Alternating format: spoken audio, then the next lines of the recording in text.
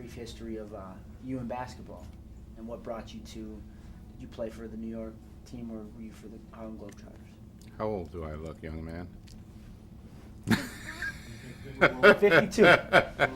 You want to really tell the truth, man?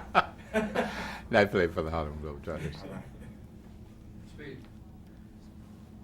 Why don't you go ahead and state your name? Okay, Chuck Holton, 1952 to 1958 Harlem Globetrotters. I was a youngster in Milwaukee, Wisconsin, in the late 30s, early 40s when I began playing a lot of basketball on playgrounds. Attended St. Benedict High School in Milwaukee and played there. Later went on to St. Norbert College in De Pere, Wisconsin, and played at St. Norbert for 4 years.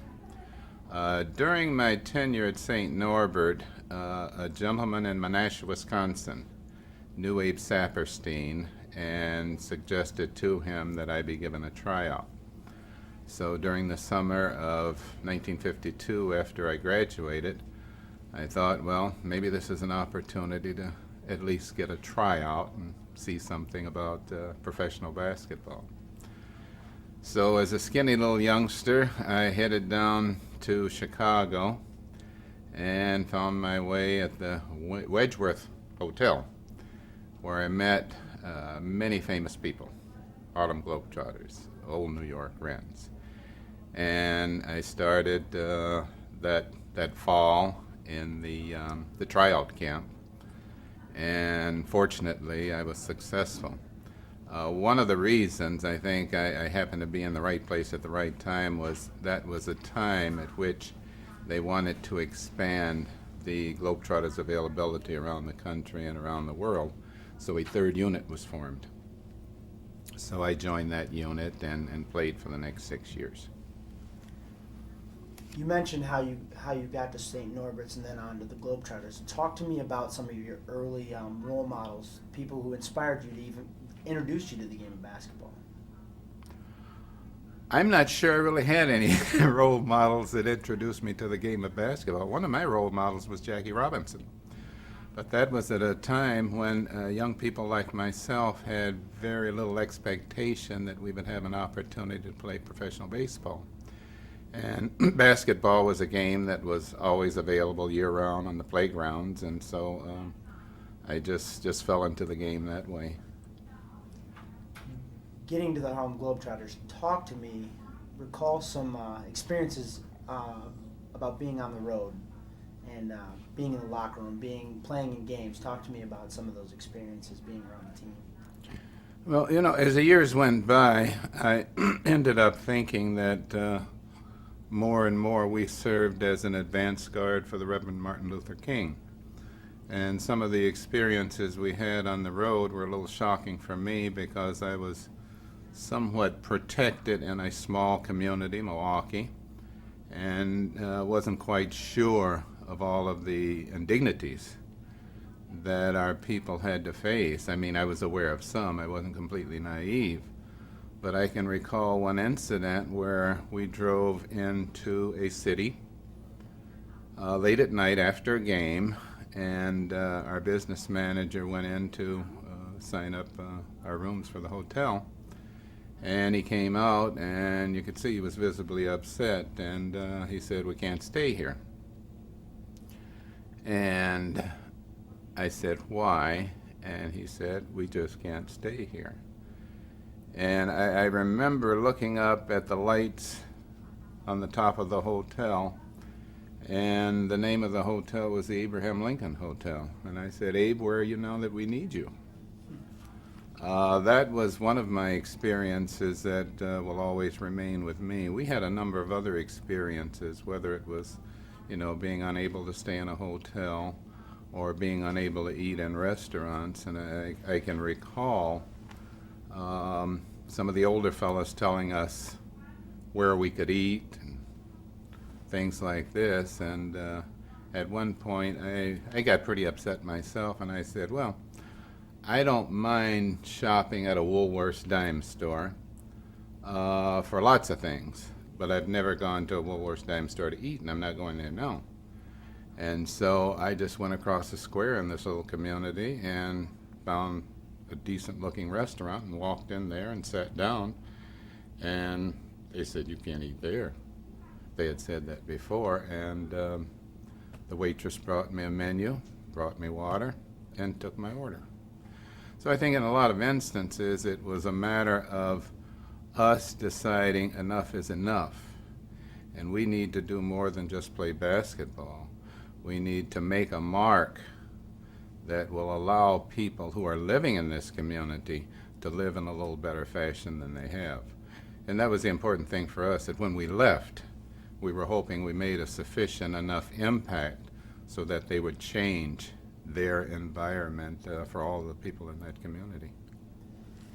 You talked about some of the external experiences.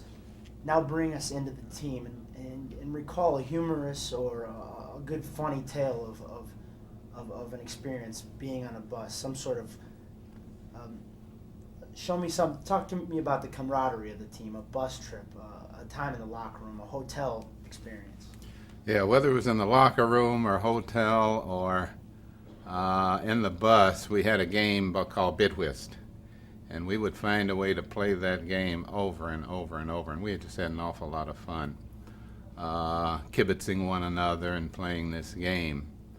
One particular incident I can recall outside of the card playing, because some of those trips were pretty long, so we'd be sleeping on our bus.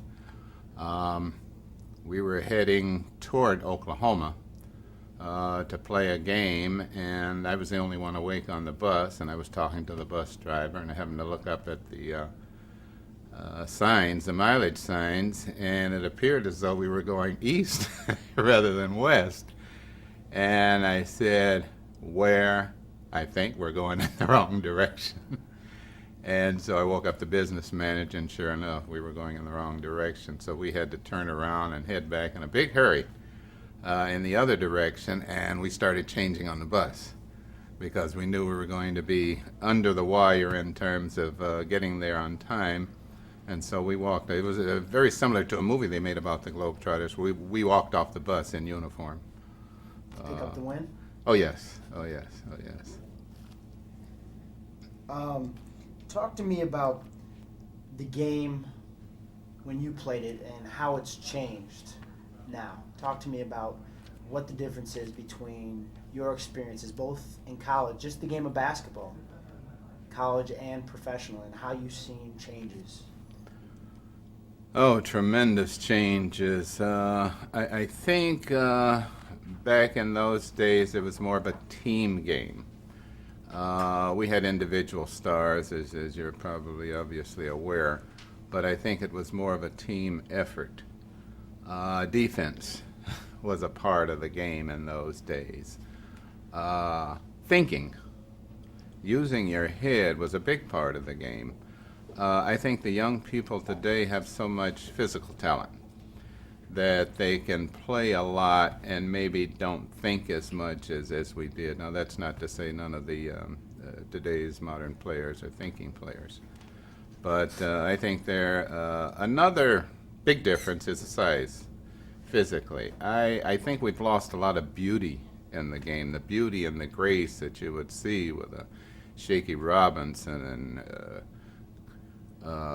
many of the old timers. It was just like artistry and rhythm. Today there's a lot of contact, physical contact, that in my mind makes it an entirely different game, and I even wonder sometime if it's basketball, more like bass football or something to that effect. Knowing what you know today, how would you have changed your experience as a professional basketball player, just as a basketball player in general? What do you know today that would have changed your path or done something different? I don't think anything. I think maybe one thing. I would have chronicled a lot of the things that happened, because recall is sometimes not always as good as you would like it to be. And there are just so many wonderful experiences we had out there, particularly among others. And I think, again, that's in one of the other things that perhaps you don't have today. We were a family. We rode. We were together all day. And, that can create problems, but we were just able to have the kind of chemistry that we needed to feel like family and treat each other like family. Moving forward to today, talk to me about what the formation of the Black Legends Foundation does for you guys as legends, but also for future black players, and also just for society in general. Yeah, I think it helps because it's history. It's something that actually happened, and a lot of people don't realize it. Let's try to get it